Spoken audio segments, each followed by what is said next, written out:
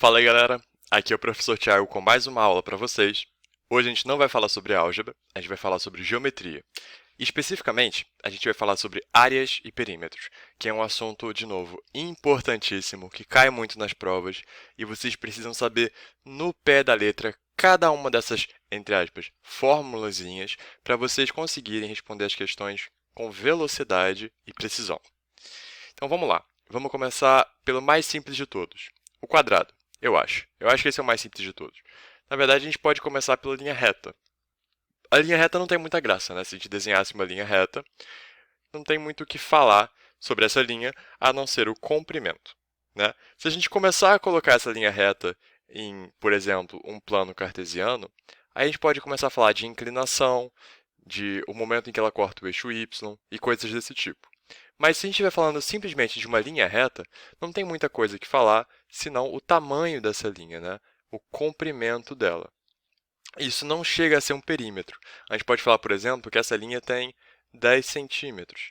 E a gente está falando agora do comprimento dela.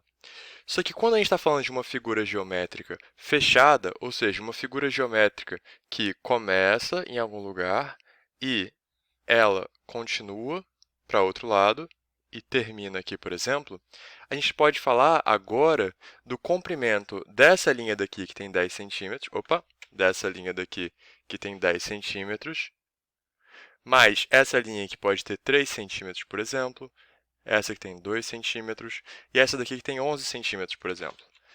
E aí, somados, esses tamanhos dessas linhas daqui vão formar o comprimento dessa volta inteira daqui. E essa volta vai ter, por exemplo, 10 mais 3, 13, mais 11, 24, mais 2, 26. Teria aqui 26 centímetros. A soma de todas essas linhas daqui dá 26 centímetros. E a gente chamaria esse caminho aqui, né, em torno desse objeto de perímetro. E ele tem 26 centímetros. Isso é tranquilo.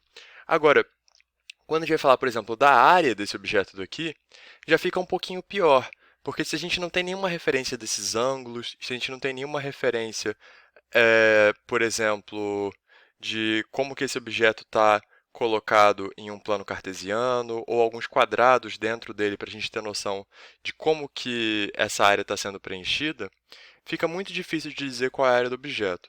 Então, em geral, quando a gente vai falar de uma questão de área, ou a gente fala de formas bem definidas, e a gente tem fórmulas para essas áreas, ou então a gente fala de um objeto que está dentro de uma estrutura, né? Então, por exemplo, vamos ver um exemplo claro disso que eu estou falando.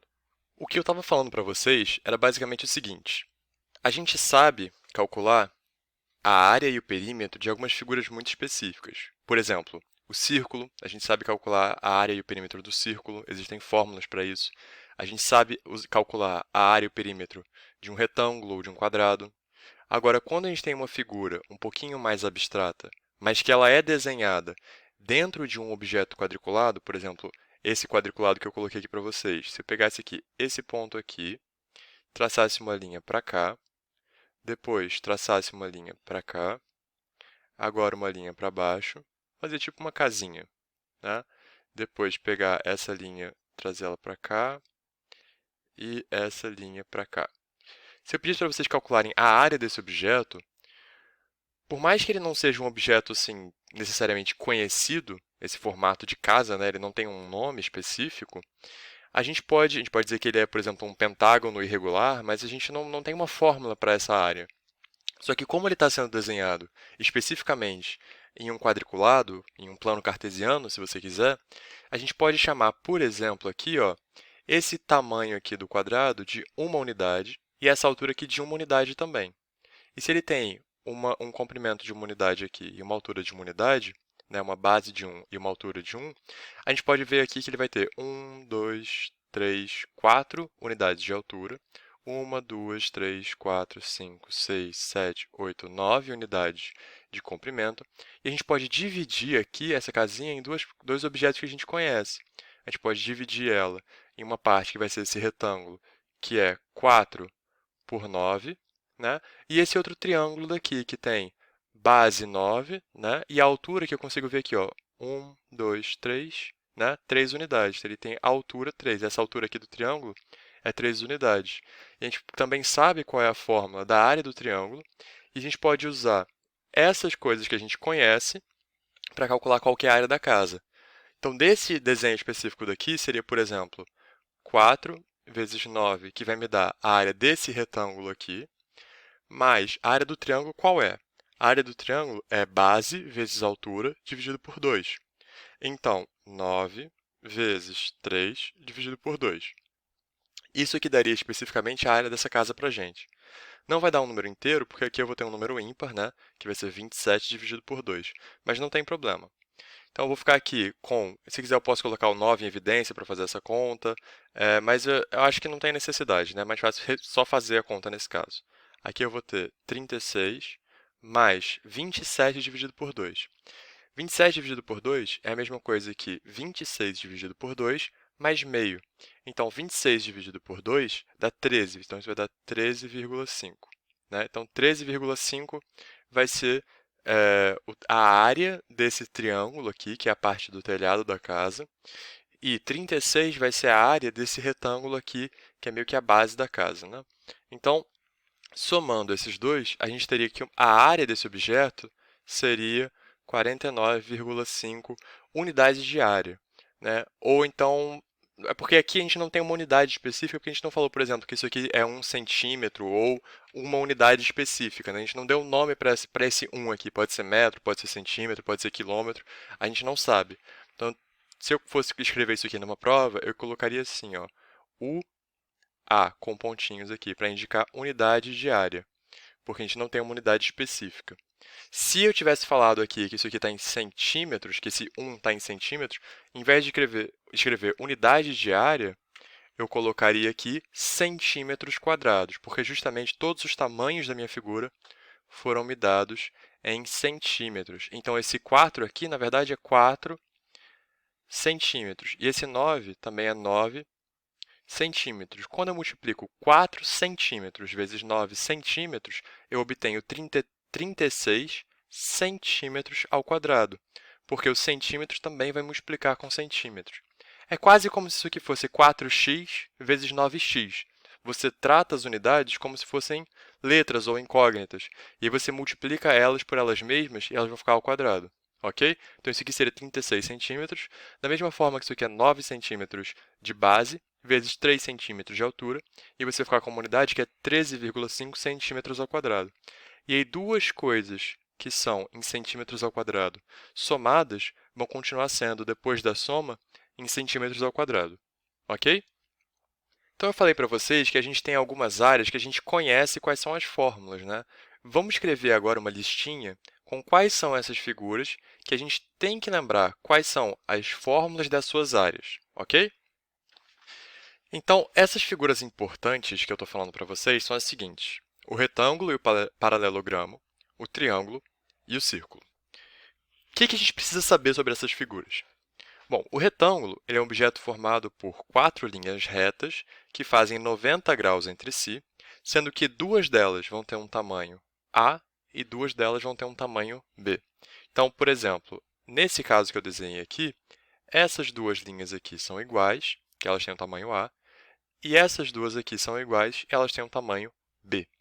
E, nesse sentido, esses ângulos aqui formam 90 graus. Tá? Todos esses ângulos internos aqui formam 90 graus. Beleza? Esse objeto a gente conhece como o retângulo. O retângulo ele é o que tem a fórmula mais básica de todas para a área. A área dele vai ser A vezes B, ou seja, a base aqui vezes essa altura. E o paralelogramo vai ter exatamente a mesma área. Por quê? Porque a gente pode pegar uma linha reta aqui, ó, que é perpendicular à base desse paralelogramo, pegar esse triângulo que está aqui, trazer ele, deixa eu desenhar certinho qual triângulo que eu estou falando para vocês entenderem, mas pegar esse triângulo aqui formado na ponta aqui, ó, esse triângulo aqui, ops, calma aí, pronto, pegar esse triângulo aqui, ó, trazer ele para cá, e quando eu arrastar ele para a direita, ele vai formar aqui agora ó, um retângulo certinho. Esse novo objeto formado aqui vai ser exatamente um retângulo. Como é que você pode ter certeza disso? Bom, você pode de várias formas diferentes, mas aqui eu acho que o jeito mais fácil é lembrar. Aqui eu falei que, por construção, essa reta que eu tracei vai fazer 90 graus com a base. Então, aqui eu vou ter 90 graus. Aqui eu também vou ter 90 graus, certo? E se essas duas retas aqui são paralelas, aqui em cima eu também faço 90 graus. E esse último ângulo aqui também faz 90 graus, porque aqui eu formei um quadrilátero convexo, e todos os quadriláteros convexos têm a soma dos ângulos internos dele aqui, como sendo justamente 4 vezes 90, que dá 360. Então, a soma dos ângulos internos aqui vai dar 360, e para ela fechar 360, aqui precisa ser 90 graus também, ok? Outra forma de ver isso também é a gente perceber o seguinte: esse ângulo aqui, isso aqui é um triângulo retângulo que eu formei aqui, porque justamente por construção aqui faz 90 graus. Se eu tenho um ângulo A aqui, um ângulo alfa aqui e um ângulo beta aqui, a soma dos ângulos do triângulo tem que dar 180 graus. Então, o alfa e o beta, somados, eles vão dar 90 graus. Só que no paralelogramo, esse ângulo que aparece aqui, alfa, é exatamente o mesmo ângulo que aparece aqui, alfa. E esse ângulo beta daqui, ele foi transladado para cá. Por construção também, esse triângulo que eu formei aqui tem esse ângulo aqui como sendo o ângulo beta. E esse ângulo aqui vai ser o ângulo alfa, né? Então, a soma do alfa e do beta tem que dar 90 graus, né, porque justamente eles formam aqui esse triângulo retângulo. Tudo isso para falar o seguinte: esse tamanho aqui vai ser A, esse tamanho aqui, se eu chamar essa base aqui do triângulo de x, por exemplo, esse tamanho vai ser A menos x, e aí quando eu somar aqui de novo com x, olha só, se eu olhar agora para esse tamanho aqui, vai ser A menos x mais x, que dá justamente A. Então, ele vai ter A também aqui, ó, como sendo esse comprimento. Essa altura daqui, né, a gente pode chamar, não sei, de y, por exemplo. Né? Então, y vai ser essa altura. E aí, a área desse objeto vai ser o quê? Vai ser A vezes y. Então, olha só, a gente viu uma coisa muito importante aqui. A área do paralelogramo vai ser igual à área de um retângulo, só que o que a gente vai usar para descrever a área desse paralelogramo não vai ser igual no retângulo o A e o B, que são os lados dele. Aqui a gente vai precisar saber qual é essa altura y para poder falar quem é a área do nosso paralelogramo. Então, quando você vê um paralelogramo, né, deixa eu limpar um pouquinho o desenho porque ele está muito poluído agora. Pronto, agora olha só, a gente tem um paralelogramo aqui e ele tem os lados A e B. Para a gente poder dizer exatamente quem é a área desse paralelogramo, essas duas informações não são suficientes. Por quê? Porque a gente precisa saber também ou essa altura aqui, essa distância entre essas duas linhas paralelas, né? Ou a gente precisa saber também esse ângulo daqui. Também não, né? Ou um ou outro. Os dois, cada um separado é suficiente. A gente precisa saber esse ângulo aqui ou esse ângulo aqui, qualquer um dos dois. Porque esses dois ângulos aqui têm uma relação muito importante, que olha só. Lembra quando eu transladei esse triângulo para cá? Se eu transladasse esse triângulo para cá, esse ângulo aqui, né, vai ser igual a esse que está aqui. Ou seja, esse ângulo aqui. Ou então você pode pensar também que essas duas são paralelas, e esses dois ângulos aqui, esse externo e esse interno aqui, vão ser suplementares, então a soma deles vai dar 180. Então, o que eu quero dizer com isso tudo é, se esse ângulo daqui for alfa e esse ângulo daqui for θ, a soma do alfa mais o θ vai ser igual a 180. Ou seja, se você sabe um deles, você consegue, usando essa relação entre os dois, descobrir qual é o outro, tá bom? Então, basta saber um desses dois ângulos, ou alfa ou θ, ou então o valor da própria altura aqui, y, né? Essa altura que a gente chamou de y aqui.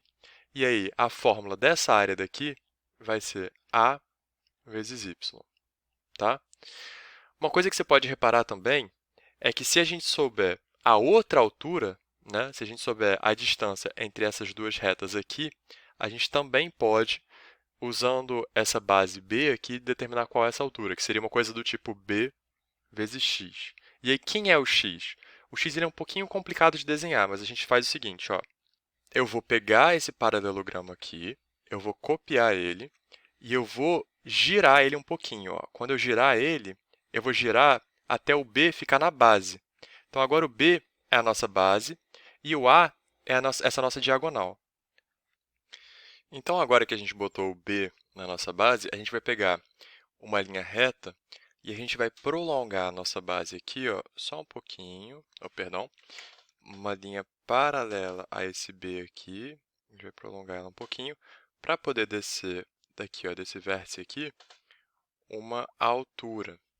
E essa nova altura daqui, com relação a essa base prolongada, vai ser a altura que eu chamei de x, para poder dizer que essa área daqui, ó, que é a área do paralelogramo, né, que a gente descreveu antes como sendo essa altura y vezes a, então, y vezes a, também pode ser escrito como essa altura x vezes a base b.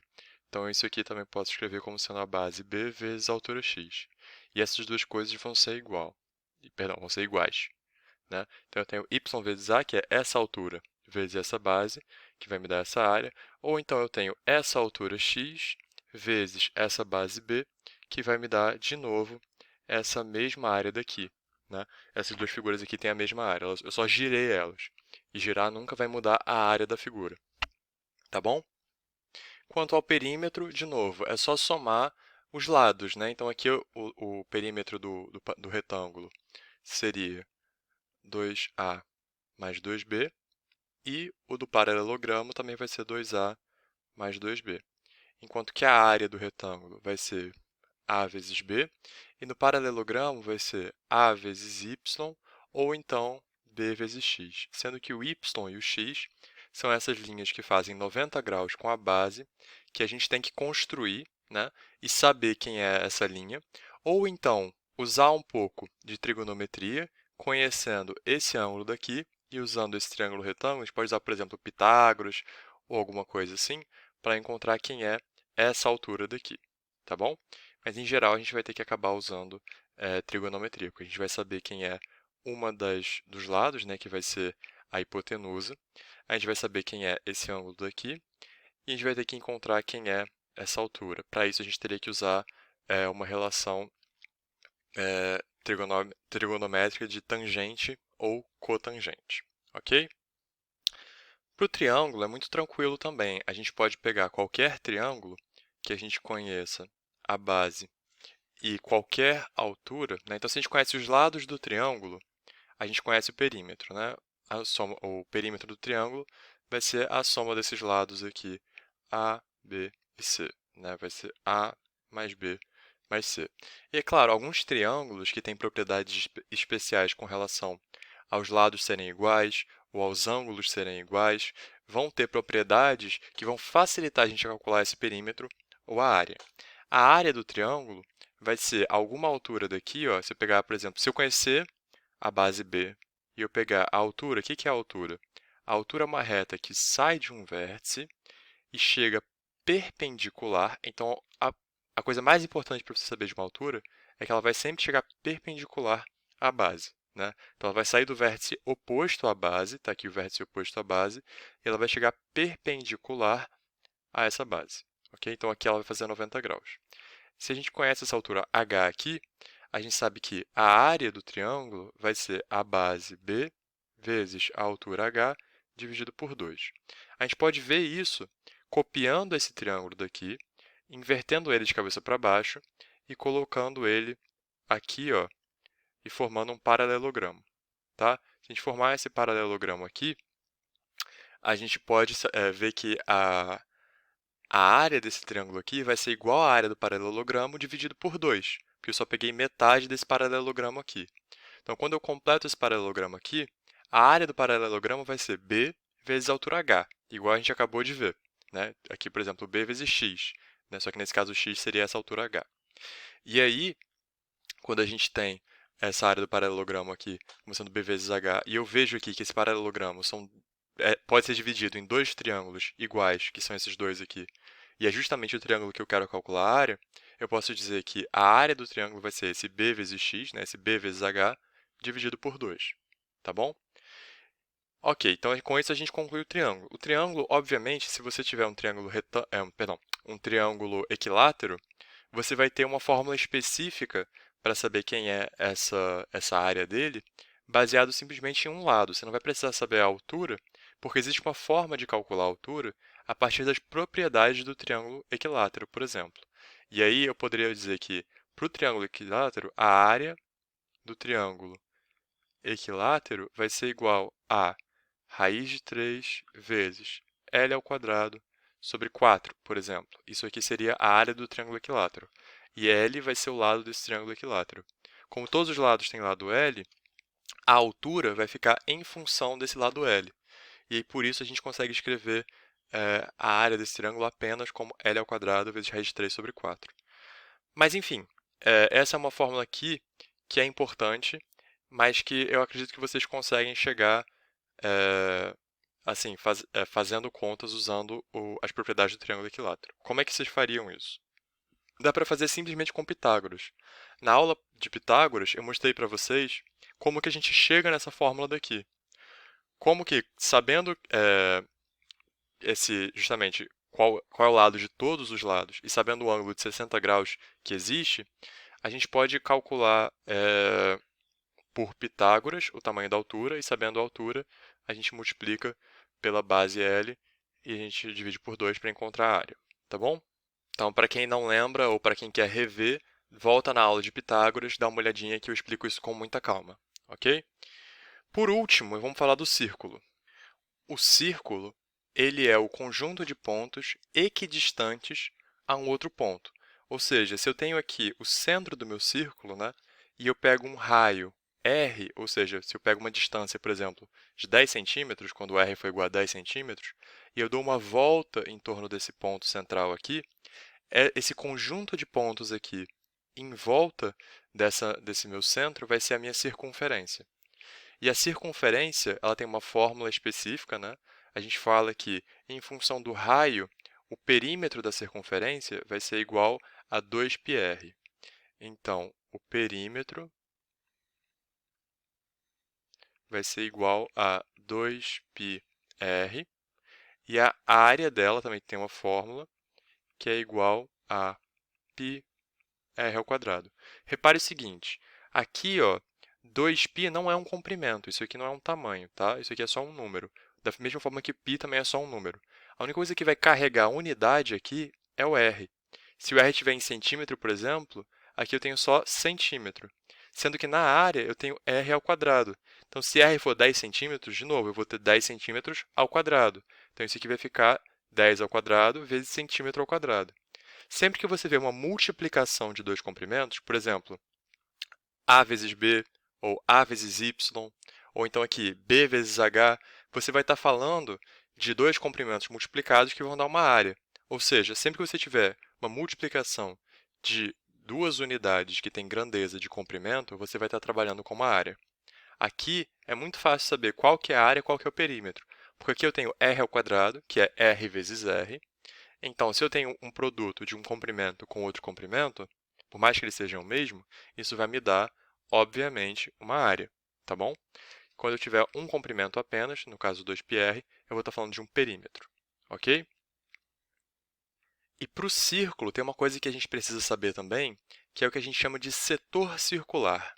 Então, por exemplo, se eu pegasse aqui, ó, essa linha reta aqui na horizontal, e essa outra linha reta aqui que eu desenhei, que é a própria linha reta do raio, e eu falasse aqui, ó, que esse ângulo daqui é um ângulo de 60 graus.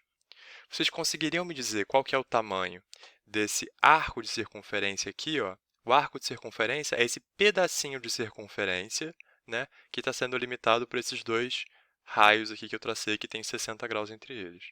A gente consegue fazendo uma simples regra de 3, porque a gente pode falar o seguinte, que o comprimento do círculo inteiro, que é 2πr, está para 360 graus, da mesma forma que o comprimento L, que eu quero saber, né? L está para o ângulo que eu quero usar aqui. E aí eu multiplico cruzado aqui essa regra de 3. Eu posso simplificar aqui, né, o 0 com 0, o 6 com 36, aqui vai ficar 6. Então, eu vou ficar com L vezes 6 é igual a 2πr. Então, nesse caso, eu passaria dividindo, e o meu L seria, especificamente nesse caso, por exemplo, πr sobre 3. Então, esse comprimento aqui seria πr vezes 3 sobre 3, quando esse ângulo for 60 graus. Para um ângulo genérico, que não é especificamente 60 graus, vamos voltar um pouquinho aqui, eu posso fazer exatamente a mesma coisa, só que no lugar de colocar 60 graus, eu vou colocar θ aqui, justamente indicando o ângulo que eu quero. E aí, quando eu colocar esse ângulo θ em graus, a minha resposta vai ser, ó, vou multiplicar cruzado aqui, L vai ser igual a, vou multiplicar cruzado, né? Então, vou ter um 360 multiplicando L, 360 graus, 2πr multiplicado por θ. Agora, o que eu vou fazer? Eu vou dividir dos dois lados por 360 para poder passar esse 360 para cá dividindo.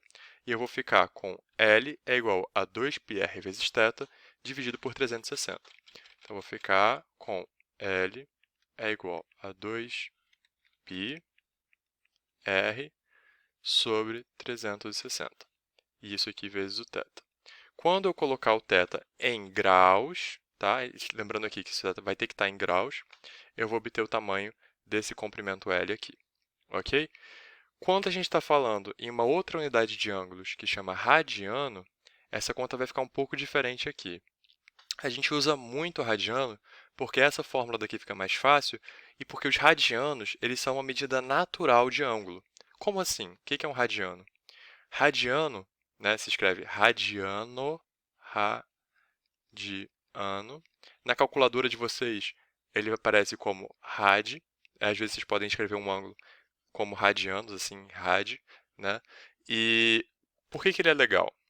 Porque ao invés dele pegar a circunferência inteira e chamar essa medida daqui de 360, que é um número meio aleatório, ele chama o ângulo dessa volta inteira aqui de 2π. Como assim? A gente escolheu o número 360, que é um número inteiro, e que ele é fácil de ser dividido por vários outros números. Ele tem muitos divisores. Por isso que a gente escolheu 360. A gente pode dividir o círculo em vários pedaços iguais e acabar com o número inteiro. Isso é uma boa escolha, né? E é uma escolha muito antiga, que a gente fez há muito tempo. Mas uma outra escolha que também é muito útil é essa escolha de chamar esse número aqui, em vez de 360, chamar de 2π. Então, 2π seria, sei lá, 6, eu não sei exatamente quanto que dá, mas deve ser 6,28, alguma coisa assim. 6,29. Quando a gente substitui o valor do π, né, que é 3,14, 15, 9, blá, blá, blá, quando eu substituo esse π pelo valor dele e fizer essa conta, eu vou estar fazendo uma equiparação entre 360 e 6,28, por exemplo. Né? Só que o que acontece? Eu faço essa equiparação, eu posso fazer uma regra de 3 para encontrar quanto que vale 60 graus em radianos, por exemplo. Né? Deixa eu mostrar isso para vocês. Então, se eu falei aqui para vocês que uma volta inteira em graus é 360 graus, só que em radianos ela é 2π, se eu tiver 60 graus, eu vou ter θ, que vai ser o ângulo que eu quero saber, em radianos. É só multiplicar cruzado. Antes disso, a gente pode simplificar aqui de novo por 60, né? E aqui eu vou ficar simplesmente com 6. Quando eu multiplicar cruzado, eu vou ficar com 6θ é igual a 2π. Então, o θ vai ser igual a 2π sobre 6, ou seja, π sobre 3. Tá? Então, π sobre 3 seria justamente o valor desse ângulo aqui de 60 graus quando a gente medir esse ângulo em radianos. Então, o que é radiano? De novo, é uma unidade para medir ângulos. Como é que eu sei fazer a mudança entre radianos e graus? Basta eu pegar essa relação aqui, ó, que uma volta inteira em graus é 360 e uma volta inteira em radianos é 2π. E qual que é a utilidade dessa minha nova unidade? Né? Por que eu estou ensinando isso para vocês? Porque quando a gente escreve agora usando essa nova unidade aqui, né? Ao invés de ser 60 graus aqui, a gente falou que vai ser π sobre 3. Olha como é que fica. O perímetro 2πr está para uma volta inteira, assim como uma volta inteira são 2π radianos. Agora que eu tenho 2π dos dois lados aqui, eu vou poder cancelar eles. Vamos ver como é que vai ficar. Assim como o comprimento, né, que eu quero saber, L, está para um ângulo de π sobre 3. De novo, 60 graus é a mesma coisa que π sobre 3 radianos. Uma volta inteira no círculo tem um comprimento de 2πr, que é o perímetro do círculo. E uma volta inteira no círculo tem um ângulo de 2π radianos. Né? Foi isso aqui que eu falei para vocês. Dar uma volta em graus é 360 graus. dar uma volta em radianos é 2π radianos. Então, aqui eu tenho 2πr, está para 2π, assim como L está para π sobre 3. E quando a gente multiplicar cruzado, eu vou ficar com 2πL igual a π sobre 3 vezes 2πr. Eu posso cortar agora esse 2π aqui com esse 2π aqui, e eu vou ficar com L igual a πr sobre 3, que é bem mais fácil do que aquele 2πr vezes sobre 360 vezes 60, né, que é o que a gente tinha antes. Então, a nossa nova fórmula, se ao invés de eu escrever aqui π sobre 3, que é um ângulo específico, se eu escrevesse aqui no lugar desse π sobre 3, se eu escrevesse θ, deixa eu apagar aqui, essa aqui vai ser a resposta para esse comprimento daqui usando radianos, né? E agora, que é a mesma resposta usando graus, só que é mais fácil usar radianos, porque olha só, se eu colocar aqui θ, que é um ângulo genérico, pode ser qualquer ângulo agora, quando eu fizer essa conta, de novo, eu vou ficar com 2πr θ igual a L vezes 2π. Corto 2π com 2π, e agora eu tenho uma fórmula para o L. O L é igual a R vezes o ângulo. Só isso. Esse comprimento L vai ser igual a o raio vezes o tamanho desse ângulo aqui. Só que agora a gente não pode colocar esse ângulo como sendo 60 graus. A gente tem que colocar ele como sendo π sobre 3 radianos. E, de novo, a gente acha esse ângulo daqui em radianos fazendo a regra de 3 com o graus. Tá bom? Então, essa é a fórmula para o arco de circunferência. A gente chega nela usando essa regra de 3 muito simples. E existe uma fórmula muito parecida para a gente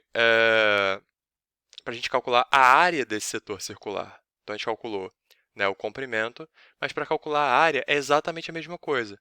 Só que no lugar de 2πr, a gente vai colocar πr ao quadrado, e no lugar de L a gente vai colocar a área. Né? Então, vamos fazer isso rapidinho. Então, eu tenho que a área da circunferência inteira é r ao cubo não, πr ao quadrado, né? Que isso aqui está para 2π, como assim? Então, a área do círculo inteiro, né? A área de você dar uma volta inteira, tem o ângulo 2π. Da mesma forma que a área que eu quero saber, né? A área desse meu setor circular, vai estar para o ângulo que eu vou andar para para formar esse setor circular. Nesse caso aqui do exemplo, o ângulo que eu andei foi 60 graus. Mas eu poderia ter andado mais, por exemplo. Eu poderia ter andado aqui, ó, 120 graus. 120 graus. Aí eu quero saber quem é a área desse setor circular aqui inteiro. A área desse setor circular vai ser dada justamente por essa regra de 3 que eu estou fazendo aqui. Só que no lugar de 120 aqui, eu vou colocar 120 em radianos, que vai ser 2π sobre 3 radianos. Como é que você acha esse valor em radianos? Fazendo uma regra de 3. Outra coisa que você pode fazer é colocar aqui, ó, no lugar de 2π, 360 graus, e colocar essa medida aqui em graus também, 120 graus. Mas a gente está fazendo aqui de uma forma para construir uma fórmula genérica usando radianos. E para essa fórmula genérica, eu vou ficar com 2π vezes A é igual a πr ao quadrado vezes θ. Corto π com π, passa o 2 dividindo, e eu tenho que A vai ser igual a r ao quadrado vezes θ, r ao quadrado vezes θ, todo mundo aqui dividido por 2. Então, o círculo ele tem essas duas fórmulas que são importantes, do perímetro e da área. A partir dessas duas fórmulas, a gente consegue encontrar também o perímetro de um setor circular, que a gente chamou de L, que é igual a θ vezes r. E a gente consegue encontrar também a área desse setor circular, que vai ser θ r ao quadrado sobre 2. Essas duas fórmulas aqui, você não precisa decorar, mas você precisa saber como chegar nelas. E como é que você faz? Usando uma regra de 3, tá bom? Precisa lembrar desse negócio de radianos? Precisa, porque às vezes os ângulos são dados em radianos. E se você não sabe o que é um radiano, você vai ficar muito confuso na hora de usar esse ângulo que você recebeu para trabalhar com ele. Então, de novo, como é que a gente relaciona ângulo em grau com ângulo em radiano? A gente fala que 360 graus, que é uma volta, está para 2π radianos, que também é uma volta. E aí depois a gente coloca aqui o nosso ângulo em graus que a gente sabe, e aqui o nosso ângulo em radiano que a gente quer descobrir ou o contrário, né? Ou o ângulo em radiano que a gente sabe e o ângulo em graus que a gente quer descobrir, tá? Então, as fórmulas mais importantes que eu queria que vocês soubessem são essas aqui dos perímetros são muito óbvias, né? Esse perímetro aqui também é muito óbvio, mas os mais importantes são as fórmulas das áreas. A área do retângulo, a área do paralelogramo, que aqui, ao invés de multiplicar pelo tamanho b, a gente está multiplicando pela altura, y. A área do triângulo, que é fundamental, todo mundo precisa saber dessa daqui, que é base vezes altura sobre 2. Você pode pegar qualquer base vezes qualquer altura, que vai dar a mesma área. Só que você precisa saber quem é a altura referente a cada base, né? A área do círculo, que é πr ao quadrado, e o perímetro do círculo, que também todo mundo precisa saber. E depois, como que a gente vai achar o perímetro de um arco de circunferência, né, que é só o pedacinho aqui do círculo, e a área desse setor circular também que a gente precisa saber, tá bom? Então, essas são as fórmulas que vocês precisam ter decoradas. Então, galera, existem detalhes, existem casos específicos, mas isso aqui é a base, esses são os fundamentos. Isso é o que vocês precisam saber, tá? Eu vou parar a aula por aqui. Eu espero que vocês tenham entendido tudo, mas se ficou alguma dúvida, por favor, anotem ou deixem nos comentários e sexta-feira a gente se vê, tá bom? Um abraço e bons estudos!